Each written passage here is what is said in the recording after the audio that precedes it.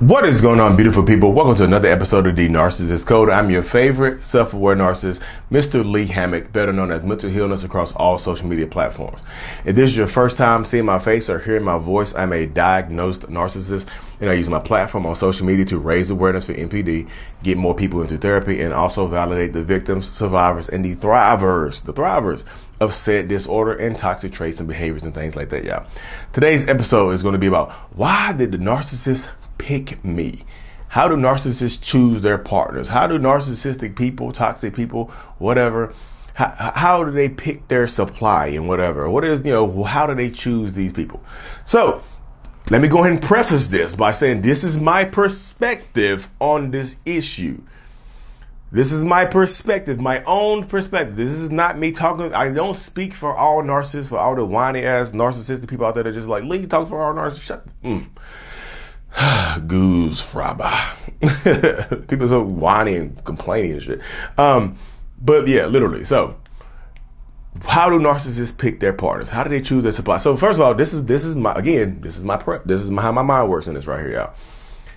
I have personally never saw it. Like narcissists, for me, my perspective, narcissists don't target empaths or weak people or highly empathetic people.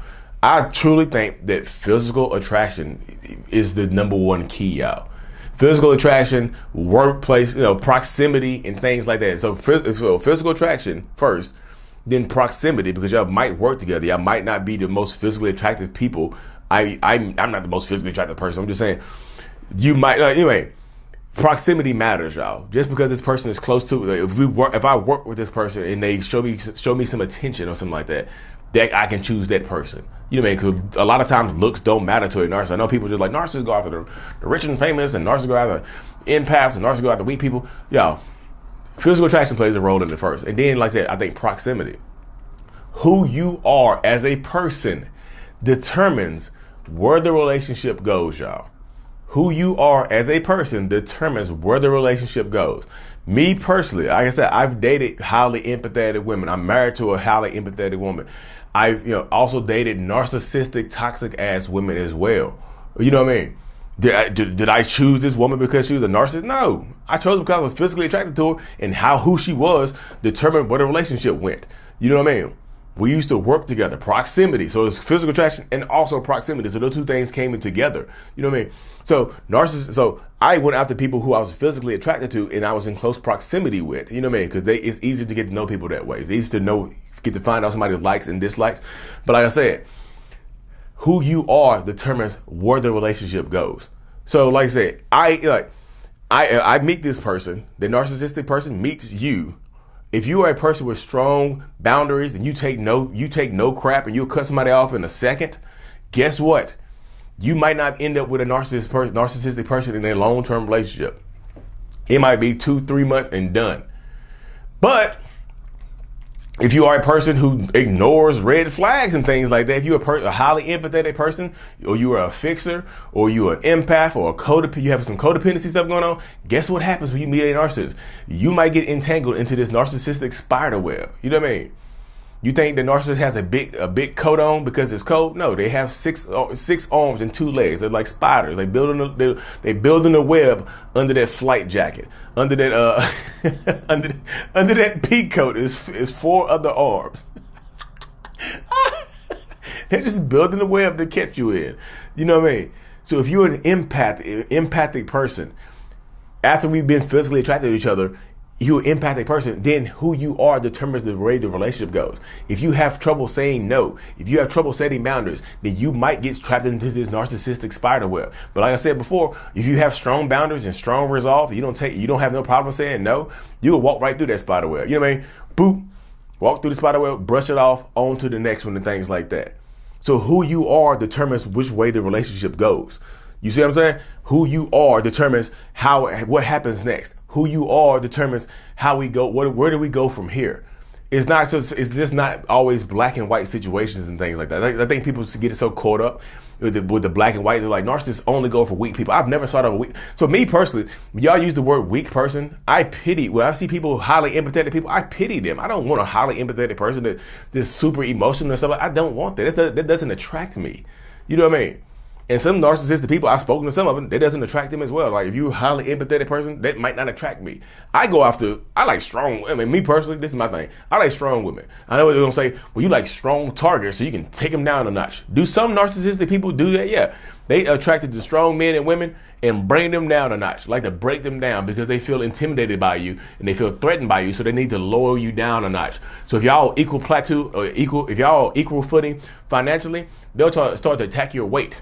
If y'all equal footing financially, they'll start to attack your height or your looks or your teeth or your attitude or your personality or your taste in music. They will find something about you to belittle and to work on, to try to chip away at right there.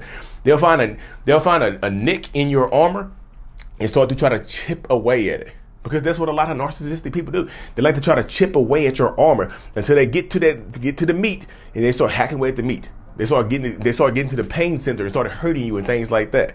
You know what I mean? So I'm like I said, me personally, I've never do some. Again, do some narcissistic people choose highly empathetic people? Yes, you give off that empathetic energy, that high energy. You are overshare. Yeah, you're going to be a target for a narcissistic person. If you just especially online dating and stuff like that. If you overshare online, buckle your seatbelt up. You pretty much going on a bumpy ride, on a dune ride. You know what I mean? Like those I can't think what they call it. Those dirt mobiles you see in the desert, you about to be riding on one of those, going up and down some hills. Buckle up. Because so many people out here have problems saying no, and I know where it comes from. It stems from childhood. It stems from different places and things like that. But you have to develop some boundaries and the ability to say no to somebody. Because if you don't, you're going to get ran over top of when you meet a toxic ass person. Because a lot of these narcissistic people exude this bravado and this confidence that makes you feel safe around them. Like, man, I feel safe around this person, and then they got you. You know what I mean? Then they got you, and when they get you, you got. You see what I'm saying?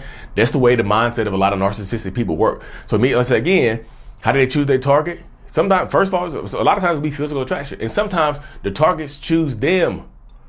Sometimes the targets choose the narcissist. Like the narcissist is just chilling, living their life, and then you reach out to them. If you are the type of person, if you reach out to a narcissist and you show interest first, I just feel like you automatically lose. This is not me trying to deter y'all from reaching out to people or shooting your shot, which is, I guess the young folks terminology, shooting your shot. I'm not trying to deter y'all from that, but if you happen to shoot your shot with a narcissistic person, you are already at a disadvantage in that relationship already, because they know you are attracted to them. They know that you want them, so they feel like they can get away with a little bit more. That's how I've always felt. This is me. When somebody approaches me, Lee, nobody will approach you. You're horrible looking. Okay, cool. Whatever you say, bucko. Whatever you say. When somebody would approach me, I already knew I had them. Like, this is how my mind works. When somebody approached me, I already knew I could get away with a little bit more stuff because you want me.